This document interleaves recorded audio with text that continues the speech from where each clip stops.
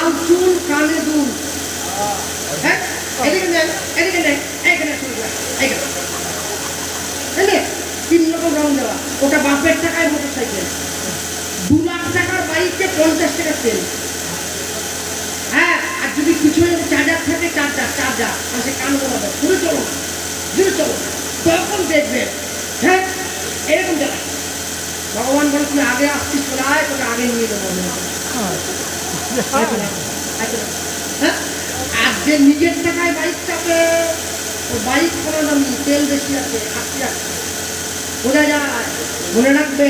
আর যে ছেলেটা লাল চুল কানে দুল দিয়ে 3 রকম চুলে রং করে পাড়ার মধ্যে দিয়ে চলে গেল, সে মেয়েদের যা রে আমার মনটা নিয়ে চলে গেল।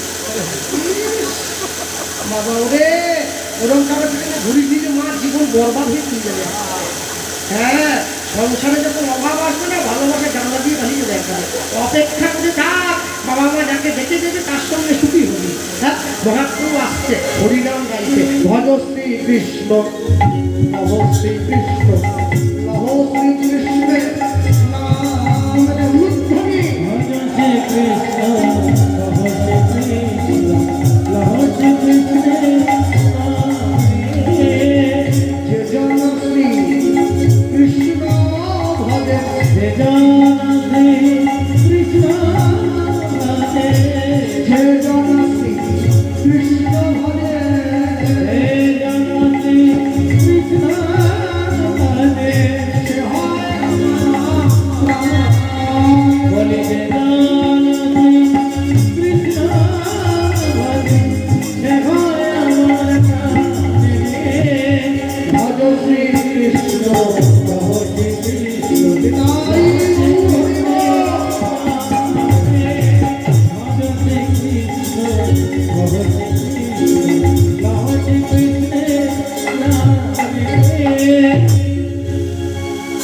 মহাপ্রভু পিছন দিকে ঘুরে বলছে, কেউ কৃষ্ণ বলে না।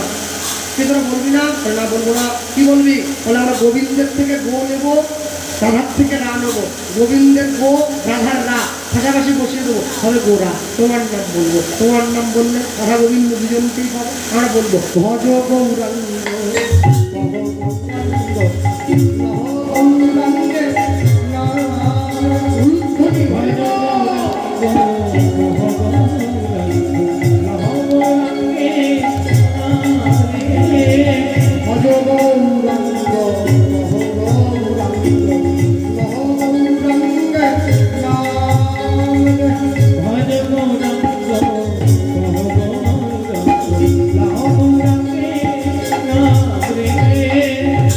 যে জন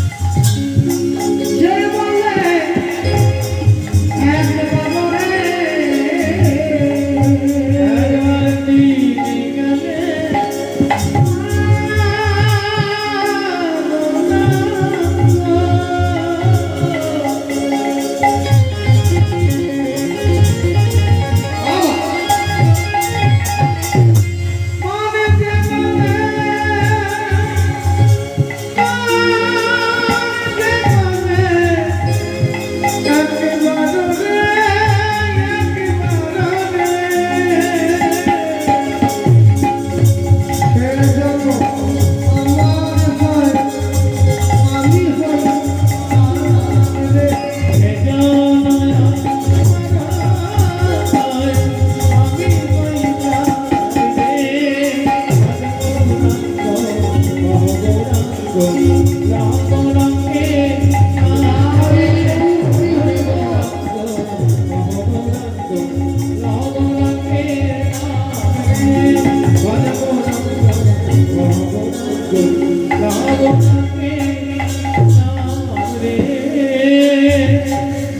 পা দুপা করে মহাপ্রভু এসে মিস্ত্রির সামনে হাত তুলে দাঁড়িয়েছে। আর যখনই হাত তুলে দাঁড়ালো, দেখিতে দেখিতে মিস্ত্রি অচৈতন্য হইল। আপনি আসিয়া গৌর নিজের গড়িল, নিজের মূর্তি নিজে বানাইয়া গৌর ফিরে যায় ঘরে। চেতন পাইয়া জ্যোতির্ময় পাল সেই মাটির গৌর বুকে জড়াই ভাবে।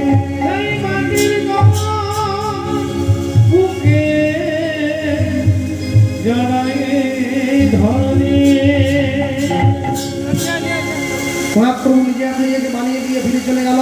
জ্যোতির্ময় পাল সেই মাটির ঠাকুরকে বুকে জড়িয়ে ধরল। এক মাস শুরু হলো, বাসুদেব দত্ত জ্যোতির্ময় পাল বাড়ির দরজায় এসে গিয়ে সেই ঠাকুরকে ঘর থেকে বের করে এনে কোলের উপরে দিয়ে দিল। এবার নিয়ে গেল বাড়িতে। বাড়িতে নিয়ে গিয়ে যখন দান করিয়ে দিয়েছে, তাকিয়ে দেখছে নিজের স্ত্রীকে। মনে মনে ভাবছে, আনতে বলেছিল জ্যান্ত, আনলাম মাটি, কি হবে। ঠাকুরকে ঢাকা দিয়ে দিয়েছে, উত্তরি দিয়ে ঢাকা দিয়ে ঠাকুর ঘরের মধ্যে নিয়ে গিয়ে বাসুদেব দত্ত সিংহাসনে শুইয়ে ঘরের বাইরে বেরিয়ে ছিটকানি তুলে দিয়েছে। পদ্মাবতীকে বলছে, শোনো পদ্মা, তুমি কিন্তু বউকে দরজা খুলে দেখবে না। যখন ও তোমার কাছে ইচ্ছে করে জেগে উঠে খাবার চাইবে, তখন তুমি ওকে খেতে দেবে। মনে মনে জানে তো জীবনে উঠবেও না, চাইবেও না, মাটির ঠাকুর উঠে না। হ্যাঁ, দরজাটা বাইরে থেকে বন্ধ করে দিয়ে গঙ্গার স্থানে চলে গেছে। মা ঘরের বাইরে দিয়ে ঘুরছে, ছেলেটা কেমন হলো, রোগানা মোটা, বেচারা লম্বা, কালো না ফর্সা, দেখবো বলে। হ্যাঁ, মা শুধু ঘুরছে। আস্তে, এই যে মায়েরা বসে আছো, বাড়িতে ঠাকুর ঘর নেই, আছে তো, সিংহাসন নেই, কত আছে, এদিকে 1.5 ফুট, এদিকে 1 ফুট, তার মধ্যে কে নেই? আমার তো কালী, দুর্গা, শীতলা, মনসা, ষষ্ঠী, বগলা, চামুন্ডা, ক্ষেমন্তর, ভয়ঙ্কর, পঞ্চামন, লক্ষ্মী, গণেশ, কার্তিক, শিব, দুর্গা, আগে বড় একবারে ফেসে দিয়েছে। ঠাকুরের দম বন্ধ হয়ে যাচ্ছে। 33 কোটি দেবদেবীকে ঠুসে দিয়েছে। তার সামনে একটা ঘর রাখা আছে, ঘরের উপরে শিবদা। ঘরটা যে কাকে দিয়েছে বলতে পারবো না। কত ঠাকুরটা কাকে যে ঘর দিয়েছে।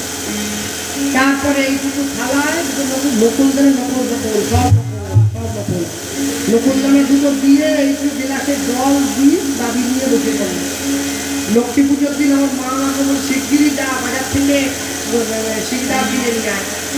আমি দিয়ে দেখি ডাব দোকানে ভিড় না, ভাষা পিছন দোকানে ভিড়।